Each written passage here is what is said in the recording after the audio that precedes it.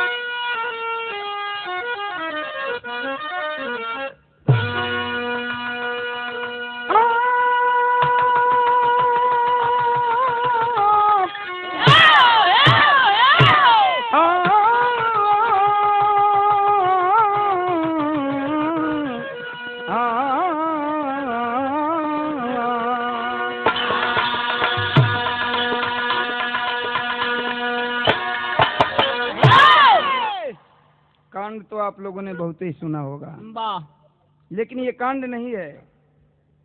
इस चीज को आप लोगों को सोचना है। बाबा परदेसी बलमुआ, ओहो परदेसी बलमुआ क्या है? आप लोग भी गांव से आते हैं दिल्ली बम्बई कलकत्ता कमाने के लिए बाबा परदेश में, लेकिन परदेसी है क्या? वाह। सोचना है।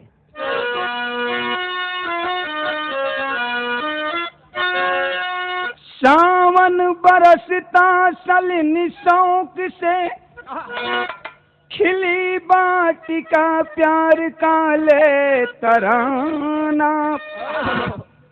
हर लताओं में कलियां निखर जाएगी, मधुकर चुमेंगे अब क्या है फसाना। तीर छोड़ा पवन उठ गई एक तूफान, मिट्टी उद्यान सपनों के संसार में। बम्बई नगरिया में कब तक से रहियो, आई हो अब की सवनवा के विचार में।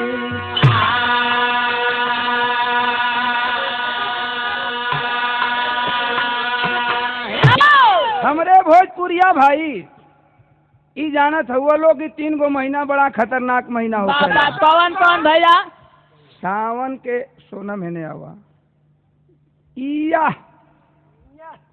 सावन के महीना मेहरारून खातिर, बाबा सावन के महीना मेहरारून खातिर बड़ा खतरनाक महीना होखे।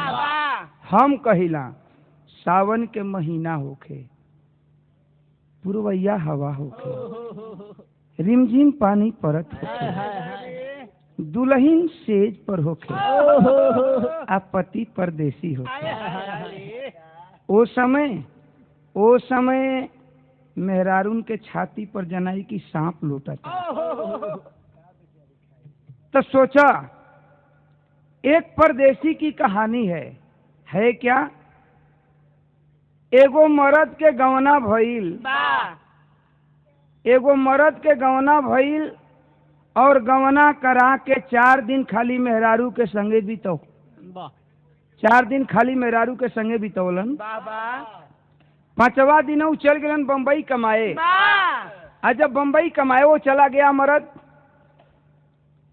तो जब सावन का महीना आया तो जो उसकी दुल्हन है सोनम, वो पत्र लिखती है, चिट्ठी में लिखती है कि सैया सावन के महीना आ गई, घरवा अइब तो झुलुहा के झुलाई होई या कजरी के गवाई होई। लेकिन पत्र में लिखलस का, चिट्ठी में लिखलस का, यहाँ हुए तरज का गीत बा,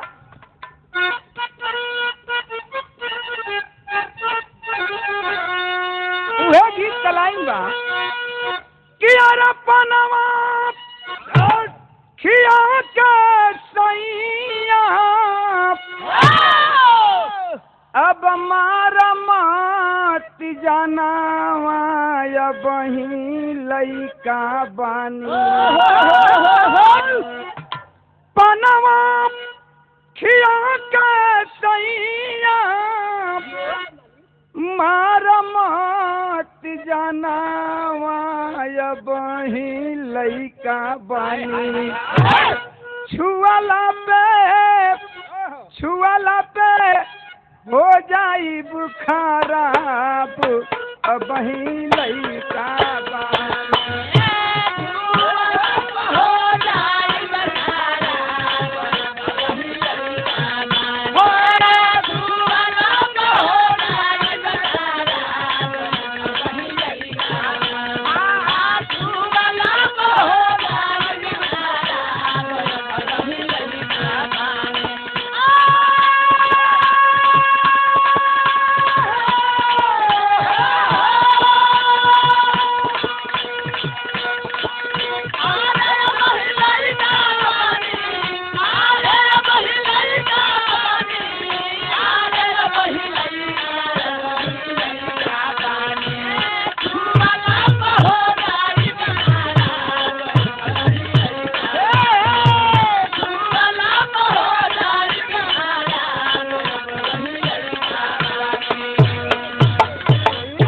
कहवा के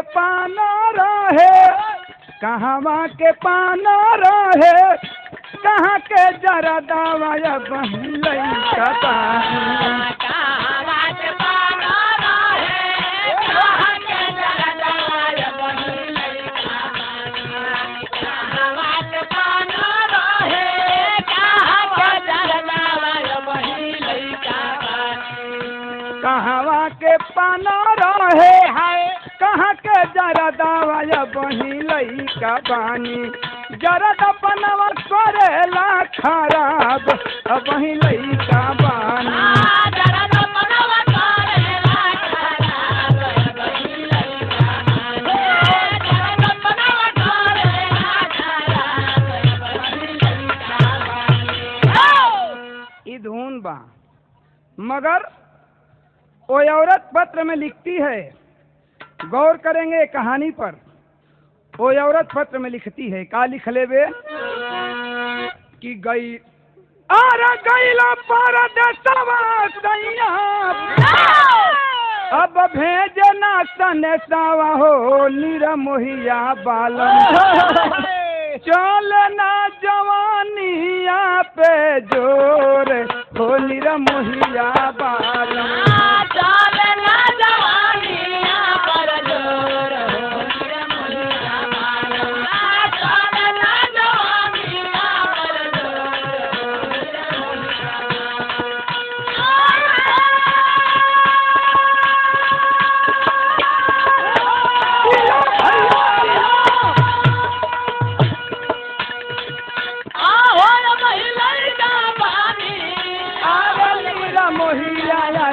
मोहिया बालम, चलना जवानिया पर जोर,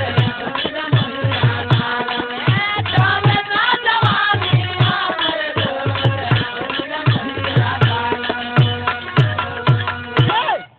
उ मेहरारू चिट्ठी में लिखले बे कि सैया अगर सावन के महीना में अइब वाह वाह तो झुलुहा के झुलाई हुई ओहो। और कजरी के गवाई हुई। वाह वाह लेकिन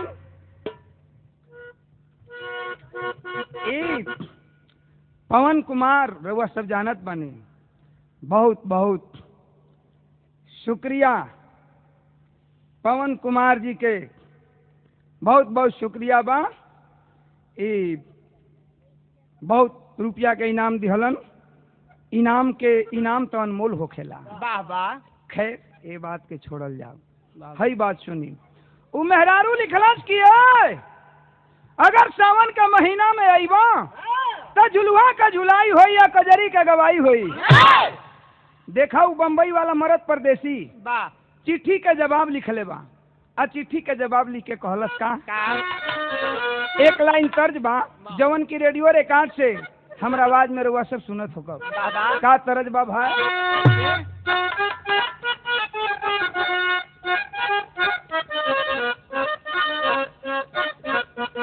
ओए होए होए होए, एगो मेहरारू अपना मरद से कहत बे, सोनम जी का कहत बे कि हरवा और पहला ले बधरिया बोरिया जाए सैया बलमा पियावा मत जा विदेशवा तू देशवे कमा मत जा देशवे कमा मत जा विदेशवा तू।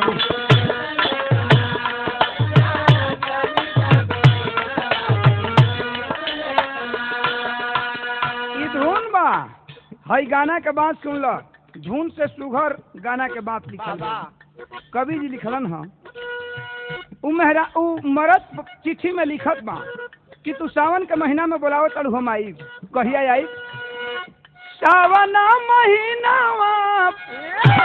में आई भी गोरिया तोहरे तोहरे तोहरे सुख के सपनवा मिटैबे गोरिया तोहरे सुख के सपनवा मिटैबे गोरिया तोहरे सुख के सपनवा मिटैबे।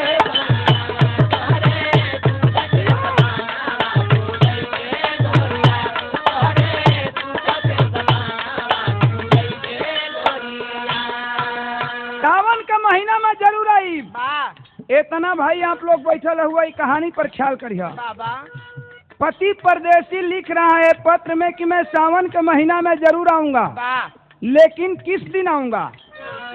15 तारीख रही, 15 तारीख रही शनिवार दिन, 15 तारीख रही शनिवार दिन, 15 तारीख रही शनिवार दिन। कहाँ कई कहानी बा, कहवा हम आई? 15 तारीख रही शनिवार दिनवा, ताही समय उतरब कारी साथई से मानवा, ताही समय उतरब कारी साथई से मानवा, ताही समय उतरब कारी साथई से मानवा। आव हे जा आव हे जा हे जा हे जा हे जा आवा। उ मरद चिट्ठी में लिखलस कि 15 तारीख शनिचर दिन के हम आई, आया के सावन के महीना में करब का कि संगवा में झुलुहा, संगवा में झुलुहा झुलैबे गोरिया। झुलुहा समझ रहे हैं आप लोग? संगवा में झुलुहा झुलैबे गोरिया तोहरे तोहरे सुख के सपनवा मिटैबे गोरिया, तोहरे सुख के सपनवा मिटैबे गोरिया, तोहरे सुख के सपनवा।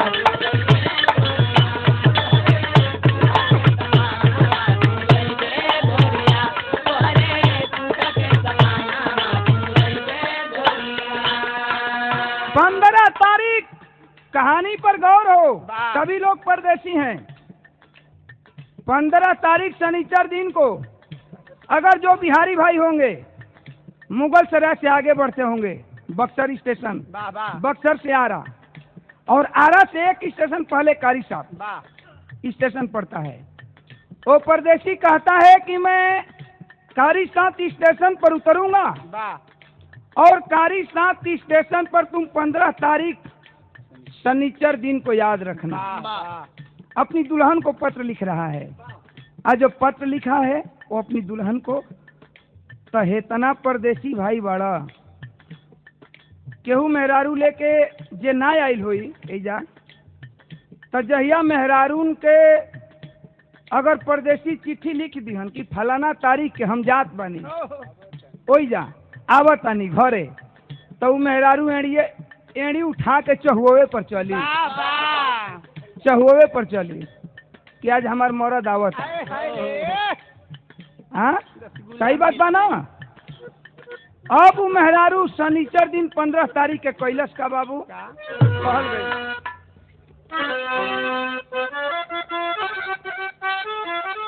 उ मेहरारू कैले का बे कि दिन शनिवार आवा के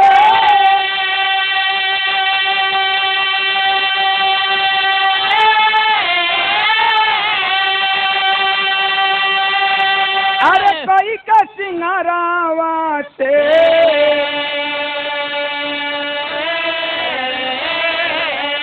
अब चलली टिसनावा की ओर रे दुल्हनिया।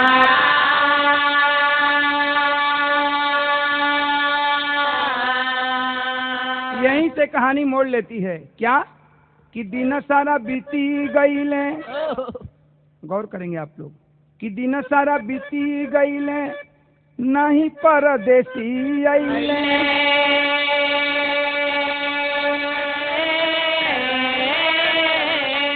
अब चली घर मना कर थोड़ा रे दुल्हनिया।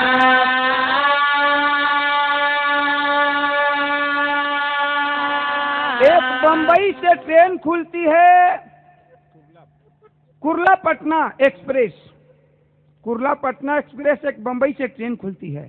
तो वो लिख दिया आदमी, वो परदेसी लिख दिया कि मैं कुर्ला पटना से आ रहा हूँ। वाह वाह। जबकि कुर्ला पटना का ठीक 7:45 पर कारी साथी स्टेशन पर उसका टाइम है। वो लिख दिया। अब उस शनिचर दिन 15 तारीख के मेहरारू है भैया पूरा शौक श्रृंगार जानलू हो सोनम वो पूरा शौक श्रृंगार कोई के आ एकदम समझ ल न कि चौचक रूप बनौले बे कि आज हमार मरद आवे आला बा। आ एकदम कारी साथी स्टेशन पर सवेरे में 7 बजे पहुंची तो गई। सारा दिन इंतजार में बीत गया लेकिन उसका पति परदेसी नहीं आया। सांझ हो गया, सूर्यास्त होने लगा। आज जब ना परदेसी आई तब तो वो औरत के मन धूमिल हो गई, शौक श्रृंगार सब धूमिल हो गया। और कारी साथ स्टेशन के बगल में एक छोटा सा गांव बीबीगंज गांव है, उसी गांव की ओर रहने वाली औरत थी। वो चल पड़ी बीबीगंज गांव की ओर कि अब मेरा पति परदेसी नहीं आएगा। और जब बीबीगंज गांव की ओर चल देती है तब अचानक हुआ क्या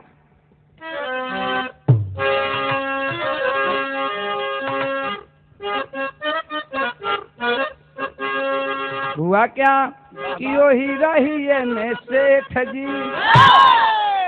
रास्ता में, वो ही रही में सेठ जी भेटाई गई वो ही रही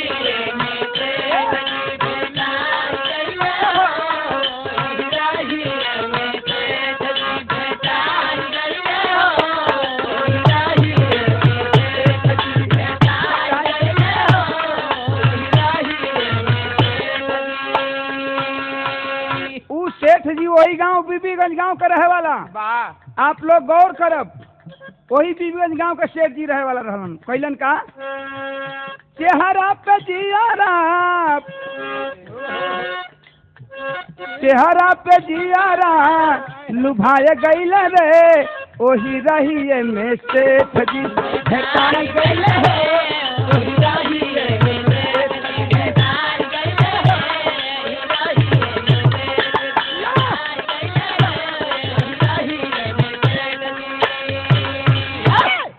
सेठ जी वही गांव के रहे वाला, वही गांव के सेठ जी रहे वाला। कहलन कि ए भाई, ई जवानी लेके आई चेहरा धूमिल कहाँ कैले बड़ू? मेहरारू कहलस कि ए सेठ जी का कहीं, हमार परदेसी बलमुआ आज आवे वाला रहल लेकिन ना आइल। तब हमरा नइखे जनत कि सावन के महीना में ई जवानी के मजा केकरा से ली है। जवन रोगिया चाहे तवन बैदा। सेठ जी कैलन का कि मीठी मीठी बात करी लिहल फसाई, मीठी मीठी बात करी लिहल फसाई, मीठी मीठी बात करी लिहल फसाई। राके दुलहिनिया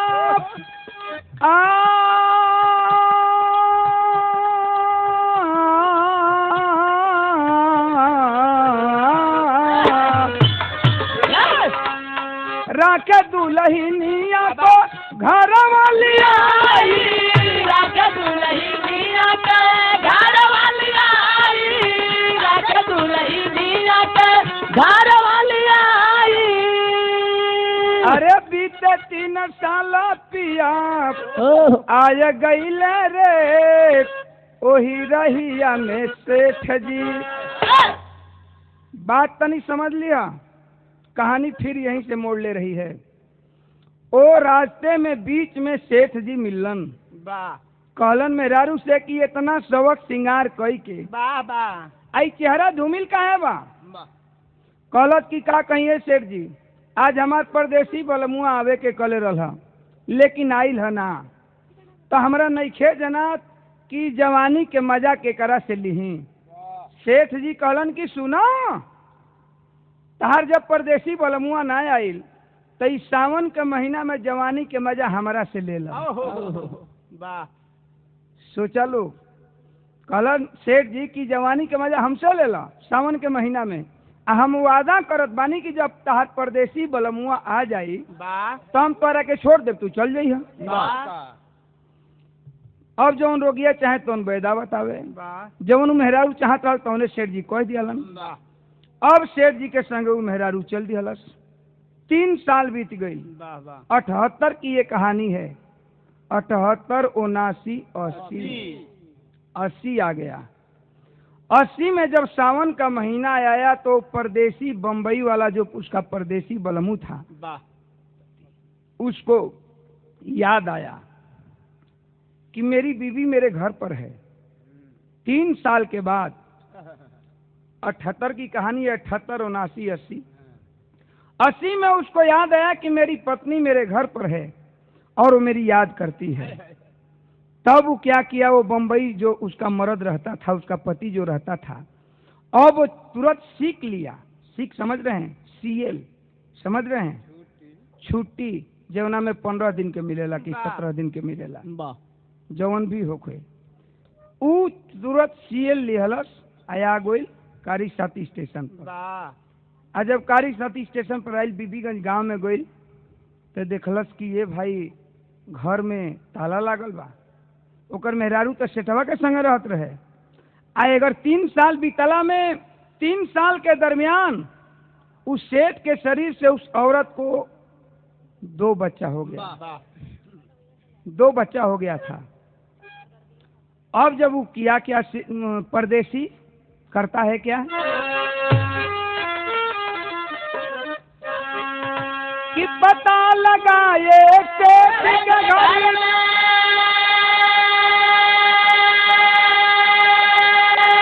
हर रहती मेरी नार, क्या कर देखा बीबी के संग खेलत 2 ही कुमार।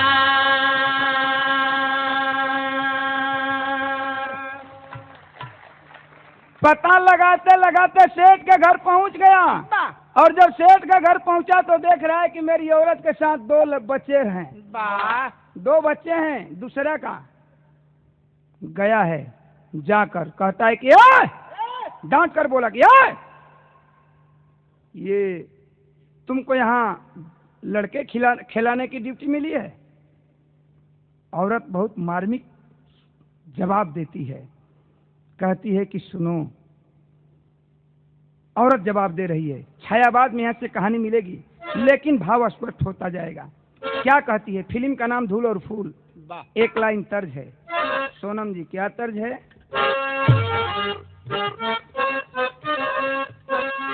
यही तर्ज है कि तेरे प्यार का आसरा चाहता हूँ, वफा कर रहा हूँ, वफा चाहता हूँ। मगर रामदेव उस्ताद मर गए, लेकिन एक बात लिखे थे, एक बात कहते थे कि बिरहा 3 तरह का होला, बालू पर लकीर, पानी पर लकीर और पत्थर पर लकीर। बालू पर लकीर धुन तराना होला, बालू पर लकीर हवा के झोंका आई खत्म हो जाए। पानी पर लकीर धुन तराना होला छिनरी भौजी, सुनबा लोग भुला जीवा। लेकिन पत्थर पर लकीर बिरहा की लाइन होती है। वो औरत बड़ी मार्मिक लाइन में जवाब दे रही है, कहती है कि सुनो, कहला सु परदेसी बलमुआ की बतावा कि हवा कैसे अइलू। मेहरुआ कहलस कि हम तो अली तो अपना गाँवे में बानी, लेकिन ये बताओ कि तू बम्बई से यहाँ कैसे अइला। भोजपुरी में एगो कहावत कहल जाला कि उल्टे चोर कोतवाल को डांटे। उल्टे सवाल मेहरुआ कह दिलस कि तू ऐजा कैसे अइला। मर्दा जवाब दिलस, बड़ी लाइन का जवाब दिले बा। का दिलस कि सलब सो गया था। पढ़े लिखे सज्जन जरा गौर करेंगे इस लाइन को। सलब सो गया था, सलब माने फतिंगा, सलब सो गया था समाने जलाई। समा मतलब दिया, समा मतलब दिया, सलब मतलब फतिंगा। ई मतलब कहे कि वो अपना के प्रमाण दिया फतिंगा के, और मेहरुआ के प्रमाण दिलस दिया के। कहलस कि जब ई दिया जलल है तो समा फतिंगा, समा जब ई दिया जलल है तो पतंगे फतिंगा तोहरा पास आइल है। का कहलस कि सलब सो गया था, फतिंगा सुता रहा, लेकिन जब दिया के याद आइल तो तरह लगे आइल कि सलब सो गया था समाने जगाई। यहाँ से वहाँ तक मुझे खिंचलाई। सलब सो गया था समाने जगाई, यहाँ से वहाँ तक मुझे खिंचलाई। सलब सो गया था समाने जगाई, यहाँ से वहाँ तक मुझे खिंचलाई। सलब सो गया था समाने जगाई, यहाँ से वहाँ तक मुझे खिंचलाई। सलब सो गया था। ई फतिंगा सूत गई रहा, लेकिन जब दिया के याद आइल तो तोहरा लगे आइल। फतिंगा के प्रमाण दिलस अपना से, आ दिया के याद दिलस ओ मेहरुआ से। तब मेहरुआ कहलक कि सुनो, तू तो ये तरह अइल। वो मेहरुआ बतावते कि तू तो ये तरह अइला, लेकिन हम कैसे अइली। मोहब्बत का शोला शिकारी बना तो, शिकारी बना तो,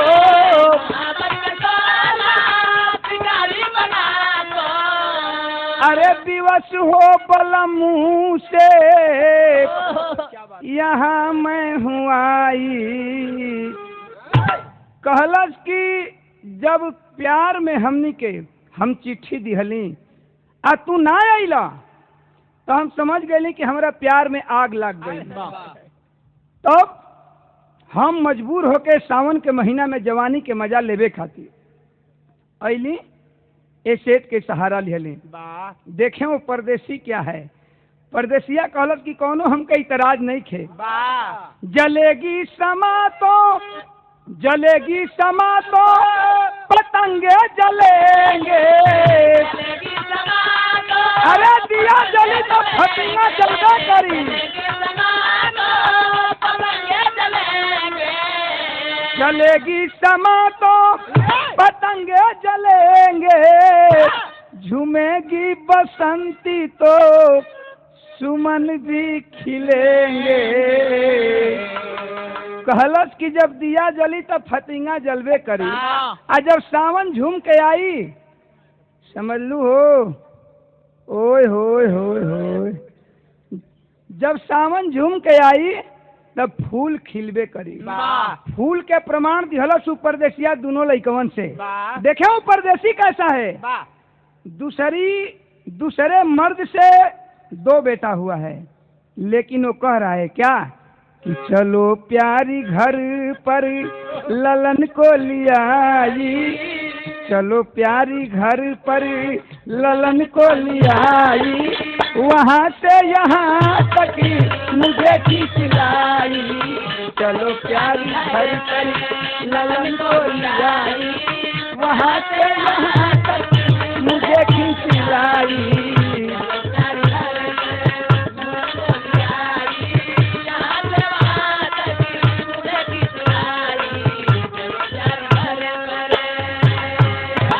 ए बाबू अब समझ लीजिए, वो परदेसी कह रहा है कि चलो हमें एतराज नहीं है। सोनम समझ रही हो, कह रहा है कि हमें एतराज नहीं है, दूसरे से तुमको 2 बच्चा हो गया, लेकिन हमें एतराज नहीं है। तुम आओ मेरे साथ आओ, दोनों बच्चों को उठाओ, चलो हम लोग अपने घर चलते हैं, चलो हम लोग अपने घर चलते हैं।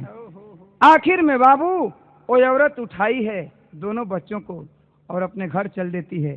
तब तक सेठ रास्ते में मिल गई ना।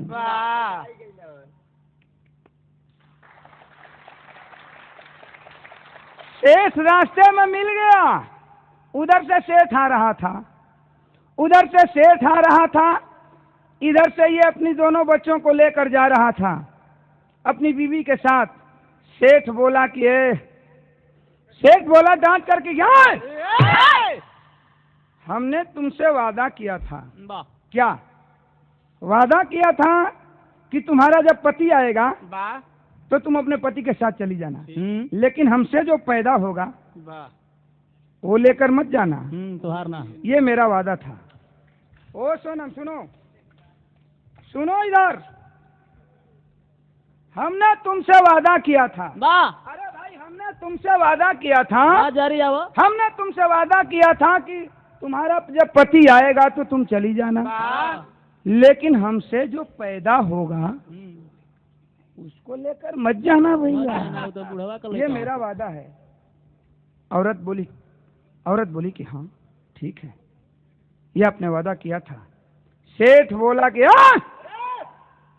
ये मेरे दोनों बच्चे हैं, ये मेरे हैं। परदेसी बोला कि ये सुनो, अरे भाई सुनो, बोला कि सुनो, इसने वादा किया था कि मेरे बच्चे के लोग लेकर मत जाना, तो ठीक है। मैं बंबई में 3 बरस रहा हूँ, जितनी दौलत कमाया है वो सारी दौलत में आग लगा दूंगा, सारी रोट जल कर राख हो जाएगी, लेकिन दोनों बच्चों को मैं नहीं छोड़ूंगा। कौन बोला? परदेसी बोला कि दोनों बच्चों को मैं नहीं छोड़ूंगा। अपनी औरत से बोला, बीबी से, कि चलो सुबह होते ही अदालत का सहारा लेकर मैं दोनों बच्चों को घर लाऊंगा। दोनों बच्चों को छोड़कर दोनों पति पत्नी चले गए दोनों मेहरारू मर्द। आज सवेरे में जाके पटना, बिहार में पटना अदालत में केस दायर हो गया। जज बैठे हैं, जज साहब बैठे हैं, पूरी पब्लिक बैठी है कि क्या जज साहब सुनाएंगे फैसला। जज साहब बोले कि सबसे पहले इस परदेसी का बयान होगा कि ये परदेसी केस दायर किया है, इसका बयान क्या है। परदेसी बोला कि कटघरा में खड़ा है, और परदेसी हाथ जोड़कर बोला कि जज साहब माई बाबू, तू ही माई बाबू बड़ा, हमार फैसला इहे बा, हमार बयान इहे बा। जज साहब बोले कि परदेसी बयान दो। परदेसी बयान दे रहा है। क्या?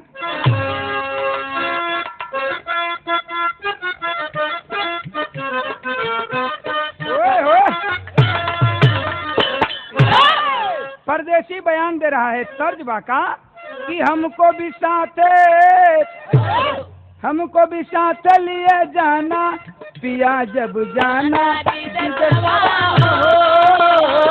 हमको भी साथ लिए जाना पिया जब जाना हमको भी साथ लिए जाना पिया जब जाना लेकिन वो परदेसी बयान दे रहा है अपना, क्या कह रहा है? अंगने में बोली, गौर करेंगे आप लोग जरा इस कहानी को। वो परदेसी बयान दे रहा है, अंगने में बोली तरोई समझ रहे हैं? खरोई नेनुआ सतपुतिया बिहार में कहल जाला। नेनुआ सतपुतिया कहलस कि नेनुआ सतपुतिया के अपना अगना में एगो पौधा लगौली। उ कैलस का अंगने में बोली तरोइया जबरसर भइले झगड़वा हो।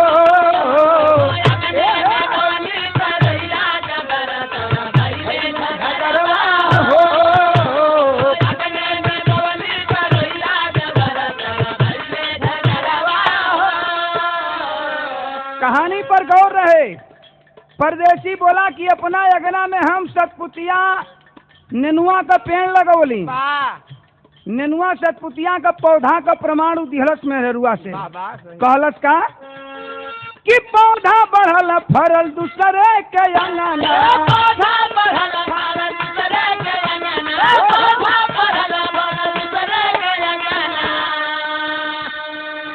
दूसरे हमारे पड़ोसी के घर में वो पौधा बढ़त बढ़त चल गयल। आ जब चल गयल तब दूठे फर लगल। दोनों फरवा का प्रमाण दिया ओ परदेसी दोनों लइकवन से। कहलस कि दूगो फर लगल। अब जब वो अगना में तुरे खातिर हम जात बानी फरवा, तो करत का बड़ा नगना वाला कि नाहक करेलन बरिया जबर सर करनी पतावा हो।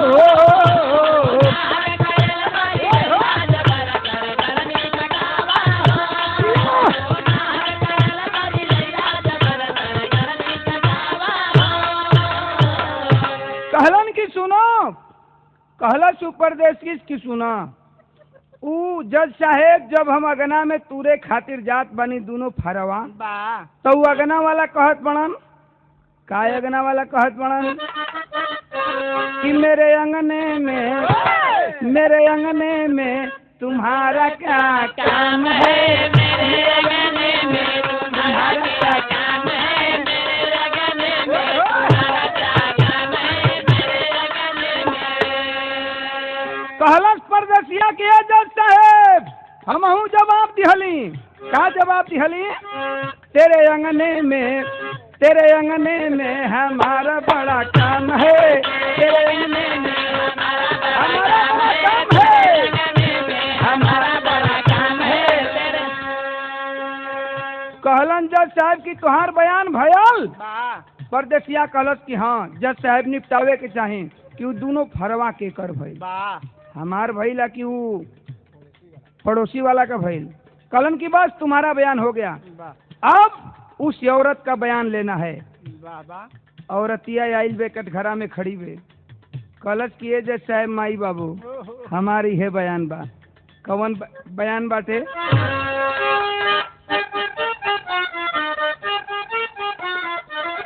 तरज बा भोजपुरी गीत मेहरारू गावे। का गावेली कि वो परा चढ़ाता मोरी बहिया मुरुकली, ऊपरा चढ़ाता मोरी बहिया मुरुकली, ऊपरा चढ़ाता मोरी बहिया मुरुकली। गीत से सुंदर गाना का बात लिखल गई। हई मेहररुआ जवाब दे लेवे, बड़ा सुंदर जवाब दे लेवे। का जवाब दे लेवे? कहलस कि ये जज साहब हमार बयान बा कि हमार बेहुड़ी रहे। बेहुड़ी समझ रहे हैं आप लोग? हाँ, कहतरी जौना में दही जमावल जाला। कहलस कि हमार बेहुड़ी रहे, हमार दूध रहे, लेकिन हमारा दही खाए के मन कर गई, जोरन हमारा पास ना रहे। हम कैली का कि अपनी बेहुड़िया हम दहिया जमावली, अपनी बेहुड़िया हम दहिया जमावली, अपनी बेहुड़िया हम दहिया जमावली। कहलत कि हमार दही खाए के मन कैल तो हम कैली का अपनी बेहुड़िया हम दहिया जमावली। अरे दूसरे से लेके जोरा नवा गजब होई गई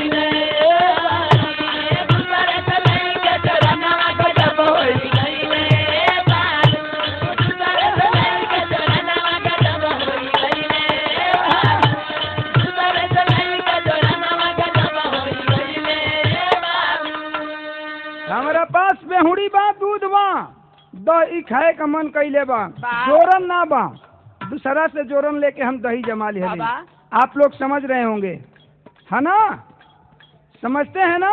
बाबा बेहुड़ी का प्रमाण वो औरत अपने से देती है, दूध का प्रमाण अपने से देती है, जोरन के प्रमाण के करा से दिहलत सेठ जी से कहलत कि हम दूसरा से लेके जोरन जमा लेनी दही जाम गई।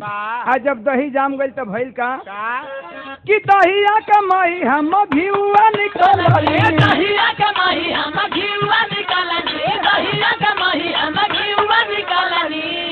अरे दहिया का माही हम घिउआ निकलली मांग लागल या के पाई मनवा गजब होई गईले ये बाबू मांग लागल या के पाई मनवा गजब होई गईले ये बाबू मांग लागल या के पाई मनवा गजब होई गईले मांग लागल या के पाई मनवा गजब होई गईले बाबू। कहला सोरतिया की ए जज साहेब ए जज साहेब हमार बेहुड़ी बा हमार दूध बा हमारा दही खाए का मन कई जोरन दूसरा से लेकर दही जमा लिए तई बतावा कि अब जोरनवा जौन देले बा कहता कि घिउआ हमार भइल दही के मई के घिउ निकाल दिली तई बतावा कि घिउआ केकर भइल हमार भइल आ कि जोरनवा वाला के भइल। औरत बतावत बे कि के का चाहे घिउआ और तू ही बतावा के का चाहे घिउआ बा तू ही बतावा के का चाहे घिउआ बा तू ही बतावा। अरे के का चाहे घिउआ यही फैसला सुनावा के का चाहे घिउआ यही फैसला सुनावा के का चाहे घिउआ यही फैसला सुनावा। तब यही बात मोर यार मनवा गजब होई गईले ये बाबू यही बात मोर यार मनवा गजब होई गईले ये बाबू यही बात मोर यार मनवा गजब होई गईले बाबू। बात समझ लीजिए धुन तराना अपनी जगह पर लेकिन कहानी के भावस्थल अपनी जगह पर। ओ परदेश ओ औरत कह रही है कि जज साहब हमारे पास दूध था हमारे पास कहतरी बेहुड़ी था हमने दूसरे से जोरन लेकर दही जमा दिया और उसको मह कर घी निकाल दिया। तो अपने को प्रमाण देती है औरत दूध और बेहुड़ी से और जोरन का प्रमाण किससे देती है आप लोग समझ गए होंगे। सेठ से कहती है कि उसको मह कर हमने घी निकाल दिया। तो ये बताइए जज साहब कि अब वो जो जोरन दिया है वो कह रहा है कि घी मेरा है तो आखिर वो घी किसका है मेरा है कि वो जोरन वाला का है। इसका तो प्रमाण हो गया। अब प्रमाण सेठ जी का रहा बयान। जज साहब बोले कि सब दो आदमी का बयान हो गया और सेठ का बयान रहा। सेठ आओ कटघरे में तुम अपना बयान सुनाओ। सेठ जाता है हाथ जोड़ करके बोलता है कि साहब मेरा बयान यही है। क्या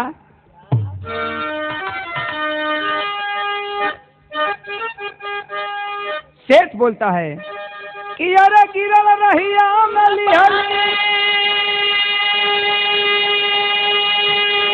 गौर करेंगे कहानी के अंदर यही मार्मिक चीज है पूरी कहानी का निचोड़ है। सेठ बोल रहा है कि मेरा बयान है जज साहब कि गिरल रहिया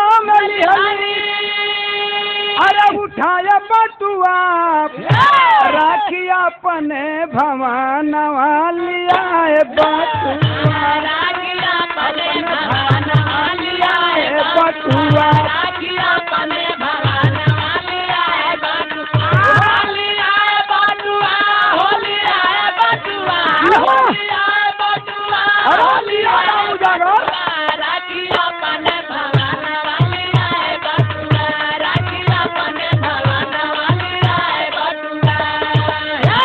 बड़ी ऊंची आवाज में सेठ बोला है कि ये जज साहब हमने कारी साथ स्टेशन से एक रोज आ रहा था, बीच में बट्टू पा गया।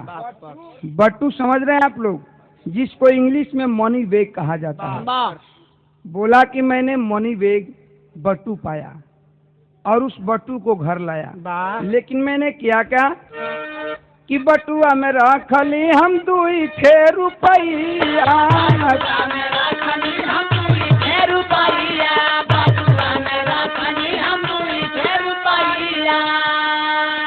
उ बट्टू के सेठ जी प्रमाण दिहलन ओ मेहररुआ से, आ 2 रुपया के प्रमाण ओ दोनों लइकवन से दिहलन। का कहलन सेठ जी, बटुआ में रखली हम 2 रुपया,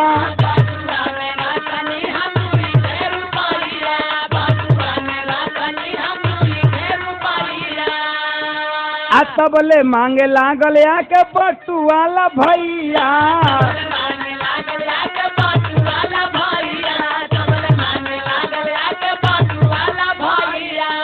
अरे रही रुपया निकाल लवटाया बटुआ, तबले बतिया के दिहले बढ़ाए बटुआ, दिहले बढ़ाए बटुआ।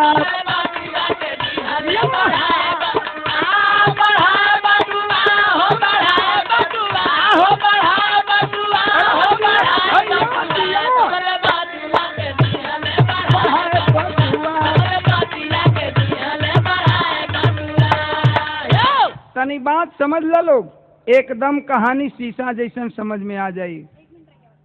बस आखिर में ओ औरत नहीं बल्कि वो सेठ उस जज से बयान कर रहा है कि ये जज साहब, कारी साथ स्टेशन से हम आ रहे थे, बीच में एक बट्टू पाया, बट्टू के प्रमाण दिहलन ओ दुल्हन से, कहलन कि बटुआ के हम घरे ले ली, आ वो बटुआ में 2 रुपया डाल दिहले। 2 रुपया के प्रमाण समझत हुआ लोग, दोनों लइकवन से कहलन कि 2 रुपया डाल दिया। और कुछ दिन बीता, तब तक वो बट्टू वाला साथी चला आया, और जब बट्टू वाला साथी चला आया तो अपना वो बटुआ मांगने लगा। हमने जो 2 रुपया डाला था वो 2 रुपया निकाल लिया। क्या बात है? हाँ, वो कह रहा है कि जो मैंने 2 रुपया डाला था वो 2 रुपया निकाल लिया, उसका बट्टू हमने दे दिया। तो उसका जब बट्टू दे दिया तो अब वो कह रहा है कि भाई इस बट्टू में 2 रुपए थे, तो दोनों रुपए मेरे भी हैं, मेरे ही हैं। जज साहब, माई बाबू सरकार आप हैं, फैसला किया जाए कि वो दोनों रुपए किसके हैं, हमारे हैं या बट्टू वाला साथी के हैं। जज साहब के दिमाग में चकरा गए, जज साहब का दिमाग चकरा गया। 80 की बात है, 80 में जज साहब ने अदालत उस दिन स्थगित कर दिया। दिमाग काम नहीं कर रहा था। अदालत वो तो जानते नहीं थे, वो कहा जाना था कि मेरा रुलई का झगड़ा बा, वो तो जाना था कि अरे भाई तीनों के बयान तो 3 लाख के हो गई, अब हम करें का। अदालत स्थगित कर दिए, बोले कि ठीक है, आज अदालत स्थगित कर दी जाएगी। आज अदालत स्थगित की जा रही है ना मास्टर साहब। सन 81 में 2 जनवरी को अदालत खुली। बोले कि 2 जनवरी को 81 में 2 जनवरी को फैसला सुनाया जाएगा। तीनों आदमी 81 में 2 जनवरी को पटना हाई कोर्ट में जुटे। आज जज साहब फैसला सुना रहे हैं। फैसला सुना रहे हैं, क्या सुना रहे हैं? यही मेरे विरह का पूरा निचोड़ है। इतना ही में पूरी कहानी है, मात्र आप लोग गौर करेंगे, इसी में कहानी है। क्या? जज साहब फैसला सुना रहे हैं।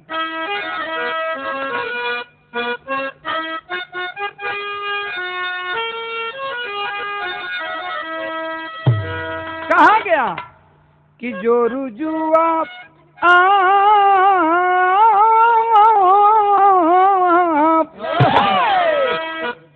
जो रुजुआ जगह दुनिया में दादा भाई भाई में दत दुश्मनी कराओ। जज साहब बतला रहे हैं, शिवपुरी जी ध्यान से सुनिएगा, जज साहब क्या बतला रहे हैं कि जेकर जमीन दुनिया में होला ये भैया, जेकर जमीन दुनिया में होला ये भैया,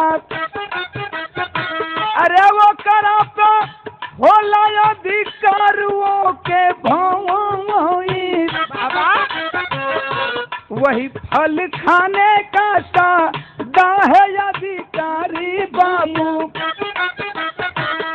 वही फल खाने का सादा है अधिकारी बाबू। आई दही वाली फैसला तू सुना मन लाई। जज साहब फैसला सुना रहे हैं कि सबसे पहले परदेसी का बयान है। तो परदेसी सुनो, तूने अपने आंगन में नेनुआ सतपुतिया का पौधा लगाया, दूसरे के आंगन में वो जाकर फर गया। तो आज तक यही प्रमाण मिला है कि जमीन का भागी जमींदार होता है। अगर तू अपने आंगन में नेनुआ सतपुतिया का पेड़ लगाया नहीं होता तो दूसरे के आंगन में वो जाता कैसे? अगर दूसरे के आंगन में जाकर फल गया तो उस फल का वो अधिकारी नहीं है। वो यही कह सकता है आंगन वाला कि ए भैया तू अपना अगना में नेनुआ सतपुतिया के पेड़ लगौला, हमारा अगना में आ गइल बा तो हमारा अगना में क्षति पहुंचावत बा। तू अपन नेनुआ सतपुतिया के पौधा अपना अगना में रख, न कि दोनों फल के भागी हो सकता। गौर करेंगे कहानी के अंदर। अब वो दोनों फल का भागी वो परदेसी हो गया, समझला? दोनों लइकवन के भागी वो परदेसी हो गई। अब जज साहब कहलन का दही वाली फैसला तू सुन मन लाई। कहलन के अब दही वाली तू सुना, तहार फैसला बा। तोहरे बेहुड़ी और दूधवा बा तोहरे गोरी, बेहुड़ी तोहरे बेहुड़ी और दूधवा बा तोहरे गोरी। अरे निरस जोरा नवा के डललू रलियो, तोहरे बेहुड़ी बा तोहरे दूध बा, तोहरे बेहुड़ी बा आ तोहरे दूध बा। जोरन दूसरा के ले आके डाल दिहलू। आज जब दूसरा के जोरन ले आके डाल दिहलू, करता नदानी जे की मांग के उ घिउआ भैया, करता नदानी जे की मांग के उ घिउआ भैया। अरे दोनों के ऊपर अधिकार तुहर पाई। तोहरे बेहुड़ी बा, सुना ताड़ू, तोहरे बेहुड़ी बा तोहरे दूध बा आ दही जमावे खातिर नीरस जोरन के तू ले आकर डल्लू। जज साहब कहलन कि ए गोरी जाकर उससे पूछना जो जोरन दिया है, उससे पूछना कि क्या जोरन में घी भी दिया है। अरे तुमको तो घी निकाल कर केवल माठा दिया है दही जमाने के लिए, समझ रहे हैं? हाँ, तुमको केवल जोरन में घी निकाल लिया है और माठा दिया है। दही जमाने के लिए केवल माठा की जरूरत होती है। तो बताओ वो गलती कर रहा है कि तुमसे घी मांग रहा है जोरन के बदला में। जज साहब कहते हैं कि दोनों के ऊपर अधिकार तोहर बाटे गोरिया, दोनों के ऊपर अधिकार तोहर बाटे गोरिया।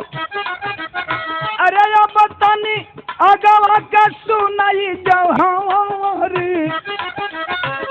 कहलन की सुना, वो गलती कर रहा है कि तुमसे जोरन दिया है और घी मांग रहा है। हाँ, एक काम है, बड़ी ऊंची बात जज साहब बोले कि अगर तुमको जोरन दिया है तो जोरन के बदले में जोरन मांग सकता था, घी नहीं उसको चाहिए, घी तुम्हारा है। तो एक काम करना कि अगर जोरन उसको लेना है तो जोरन के बदला में उसको जोरन चाहिए तो तुम भी किसी जगह से जोरन का जुगाड़ करके उसको जोरन दिवा देना। जज साहब बड़ी ऊंची बात बोले।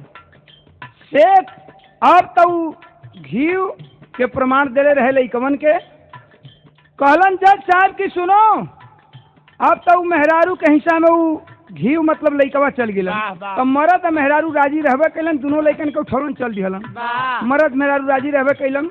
ओइसनो मरद ना मिली आज के युग में। हेतना परदेसी बाड़ा लोग, सुना लो, अगर आज के युग में केहू के मेहरारू सुन ला लोग, हम क्या कहता नहीं, केहू के मेहरारू 4 दिन घर से बहरे निकले और दूसरा के संगे रात बिता के आवे, अब मर्द के पता चल जाए कि दूसरा के संगे रात बिता के आवत है, तो मेहरारू के आवे से पहले दुआरी पर मोटवा डंडा लेके बैठे रहे। आज में दुआरी में लात डली हन, चूतर पर 4 घंटा कहाँ गई रहलू है, उन पर का सवा कहीं गई रहलू है। लेकिन वो मर्द कैसन बा कि दूसरा के जन्मल 2 गो लइका लेके चल जरस मेहरारू के संगे। सेठ जी के बयान रह गई बा। जज साहब कहलन कि ए सेठ जी तू तो अपन बयानवे गलती लिखवा दिले बड़ा। कहलन कि का?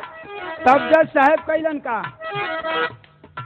कि कैला नदानी भारी सेठ रहिया में दादा, कैला नदानी भारी सेठ रहिया में दादा, अरे गिरलिया दिल्ली हाला तू बटुआ रे उठाई, बिना अधिकार के तू नोट रख दिहला बाबू। बिना अधिकार के तू नोट रख दिहला बाबू, अरे दोनों के ऊपर अधिकार तोहर पाई।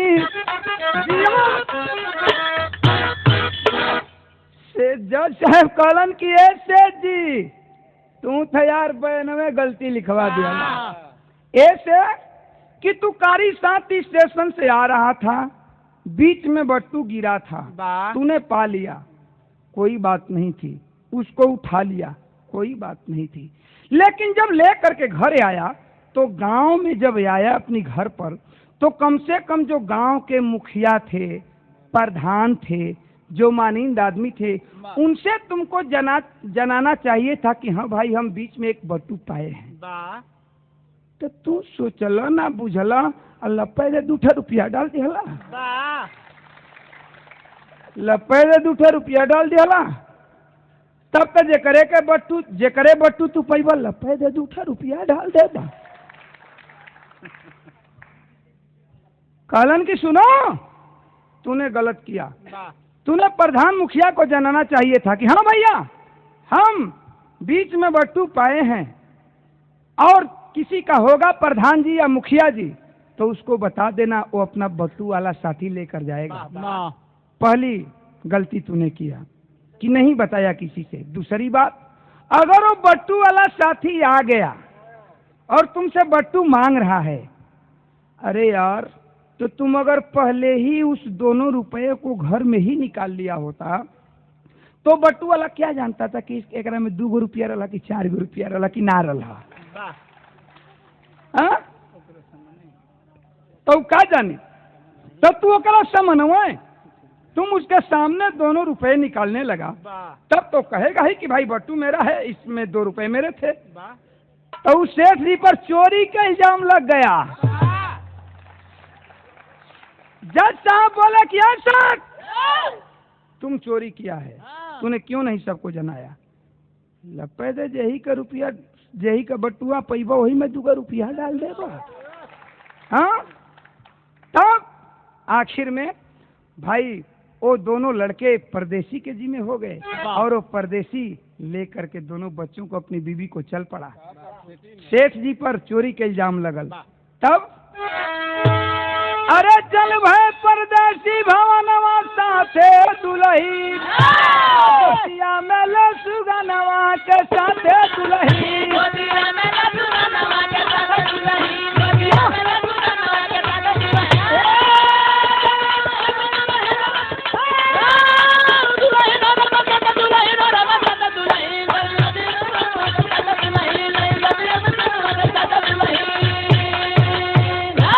आखिर में वो परदेसी चल पड़ा, लेकिन वो परदेसी प्रण किया कि आज से 2 पैसा कमाई लेकिन परिवार के साथे रह, बम्बई दिल्ली कलकत्ता ना कमाए जाई, अपना मेहरारू के लड़का के संगे रह, बम्बई दिल्ली कलकत्ता ना कमाए जाई। सावन के महीना आई तो झुलुआ के झुलाई हुई कजरी के, जय जखान गुरु जद्दू लौटन की लहरे फुलवारी, नारायण गंगा सागर मितवा जगत बिहारी। अरे परागी को पराग चाहिए, यादव ओम प्रकाश बन गई ले अब अनुरागी, परागी को पराग चाहिए।